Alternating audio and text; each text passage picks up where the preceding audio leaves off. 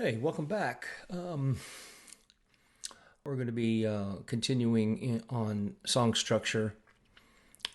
Since we just finished the big chorus, we're going to be looking at another convention of song form that can be sort of an anomaly for some people for some reason, but this is song structure 7. We're going to be talking about the bridge.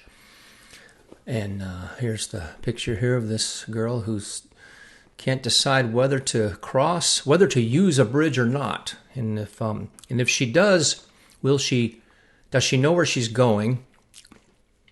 And will she ever make it back? That's definitely an analogy, a good analogy for our musical bridges. One of the most descriptive terms, for sure, in our discussions of song structure, the analogy of the actual bridge is very helpful. To transport you, bridges are to transport you from one familiar area,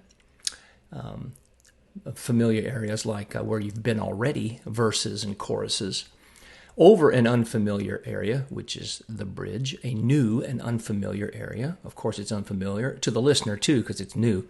And then back to the familiar area again, which is somewhere in a verse, chorus, perhaps a pre-chorus, even an instrumental section. Lots of choices there. As we discovered in the AABA form on song structure 4, the bridge is an essential part of the structure. The AABA form, that AAB, the B stands for bridge, of course, and that's, or the middle 8. That's kind of the jazz term for that, the middle 8. A little dated now, but that's a nice picture, the middle 8 of the AABA form. And that's sort of a different treatment of the bridge there in the AABA form, only because really it's absolutely essential. It's not optional at all. If you're going to write that form, you have to have that B. That's the bridge. And so, again, there's no option here. You can't really decide, do I need a bridge? Yes, you need a bridge for the AABA form. But in verse-chorus type songs and verse-refrain type songs, which you can bone up on at song structure 5 and 6, you may ask yourself, do I need a bridge? Well, if you've written the verse-chorus or the verse-refrain form, first of all, ask yourself, do I need a bridge? Well, does your song tell a story, if it's a story song, with a beginning, middle, and end? Is your song under 3 minutes, but still feels complete? If needed, can you add a solo over the verse or the chorus music? If it is a little short, maybe feels a little, can you add a solo or an instrumental, a little bit different things, over the verse or the chorus music rather than new music, a la a bridge? Well, if you answered yes to any or all of these questions, you don't need a bridge. So don't just throw one in there because your song's a little short or you think you need one or you want to try one out or something. It has to, it goes back to that form and function thing. Okay, if you've determined that you do need a bridge, well, like any unfamiliar area, the bridge should contrast with anything you've experienced so far. Yeah, the bridge should be different in many ways. Remember we talked about the verses. That's the form and function idea. The verses should look the verses look different than the choruses, so they should do different things. Well, the bridge should look different and does look different on the page. Certainly, hopefully sounds different. Looks different on the page, so it should do different things. Well, what are some of these different things, these contrasting elements that you haven't heard before that make up for a new experience? Well, the melodic shape, rhythm, and the phrase length should differ. The harmony and the harmonic rhythm. Remember, harmonic rhythm is how fast the chords change. If your chorus changes every 2 beats, maybe the bridge needs to change every 4 beats or every 1 beat or 1.5 beats or something. Can you begin the bridge on a chord that you haven't used yet? That'll definitely open up new territory that you haven't seen before. As far as the lyric contrast goes, can you use a different rhyme scheme, different pronouns? Can the verses be I and the and the bridge be you or they. How about a subjective comment or viewpoint, which is a pretty common use lyrically on the bridge, is to kind of step out of the song and comment on it. And the moral is, or it can enact a change in the emotional arc of the scene. I like thinking of that, songs as emotional arcs, emotional and narrative arcs. You know, does that bridge mirror that change of emotion? Maybe in the bridge, maybe the verses and choruses go from more of a subdued type tone, and then the bridge maybe needs to be more certainly contrasting. So maybe the emotional change would be nice to go to like a more frantic or more tense type situation. You know, faster rhythms, shorter syllables in the words, other things that contribute to that. And can the bridge be an instrumental section? That's an interesting thing too. You know, verse, chorus, verse, maybe chorus, and then an instrumental section over new music in the bridge. That's nice. Again, takes you somewhere else that you haven't been, unfamiliar territory. The real trick is to get back. As we say here, there are many choices where to begin a bridge, usually determined again by the emotional narrative arc of the song. Does it need to change somewhere in that scene to reflect the changing emotions? And then where does the bridge lead?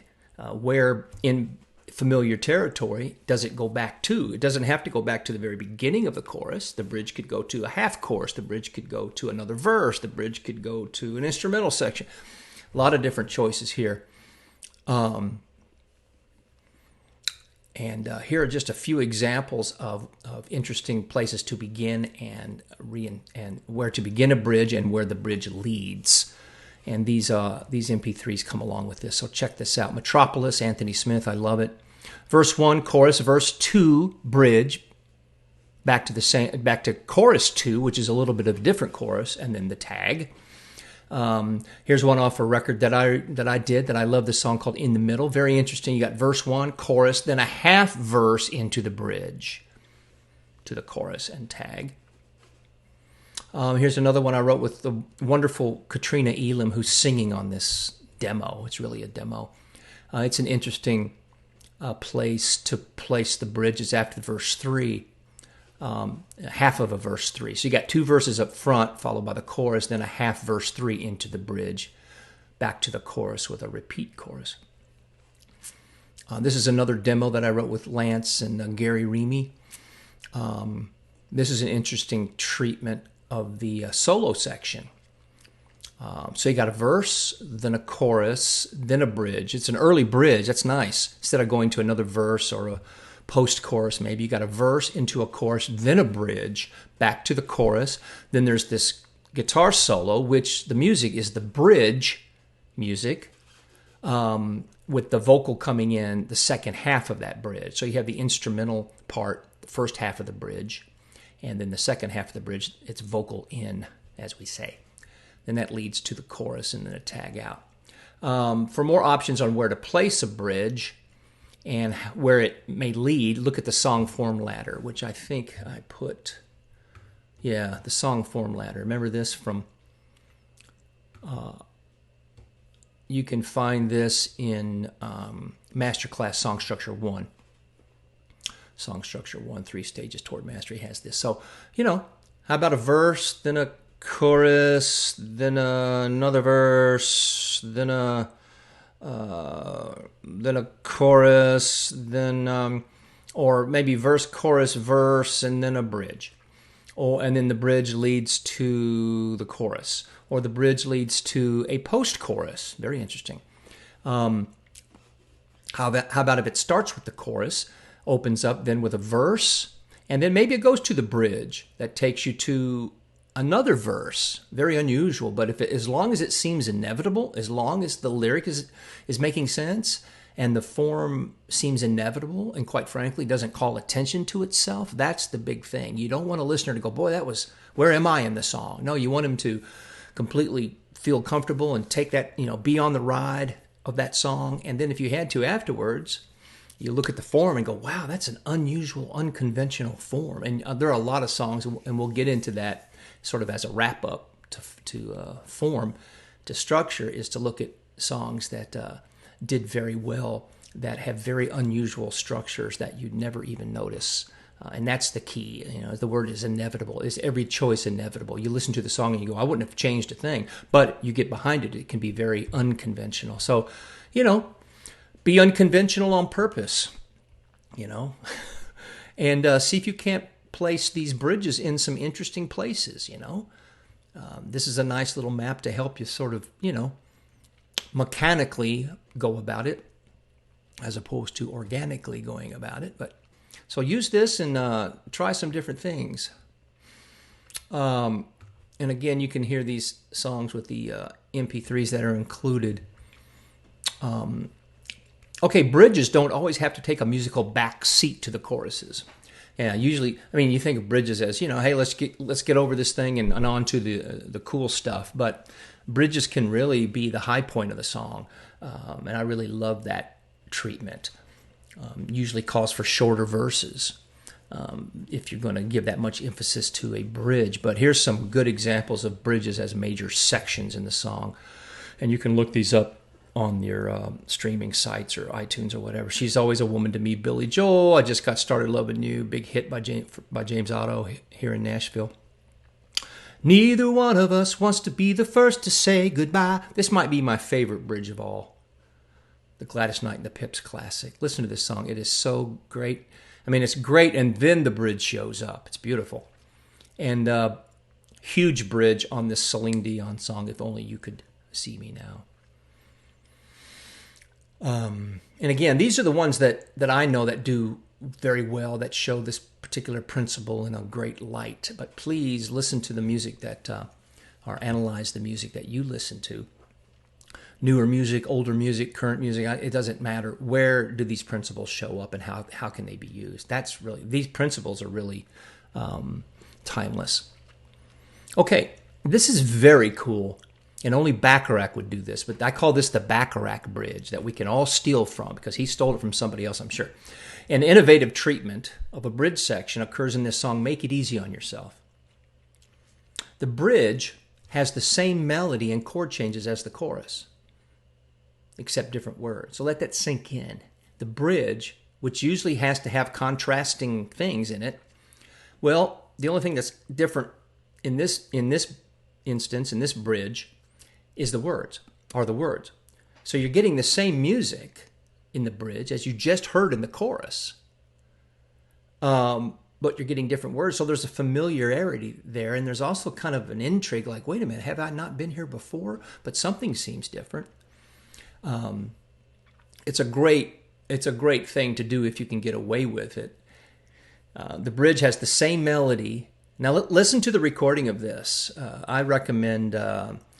There's a great CD called Isley Meets Bacharach. Ron Isley of the Isley Brothers did a record with Burt Bacharach. Isley Meets Bacharach, and you can hear this version. You can hear an amazing version of Make It Easy on Yourself that I kind of refer to when I talk about this principle. Again, you hear the chorus, and then the bridge shows up, and you're going, wait a minute, I've heard this before. It's the exact same music.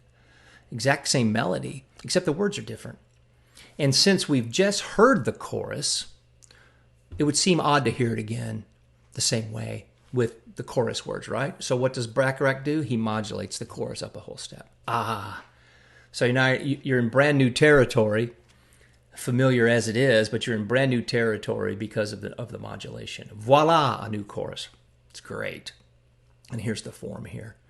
Intro, chorus, verse 1, chorus, verse 2.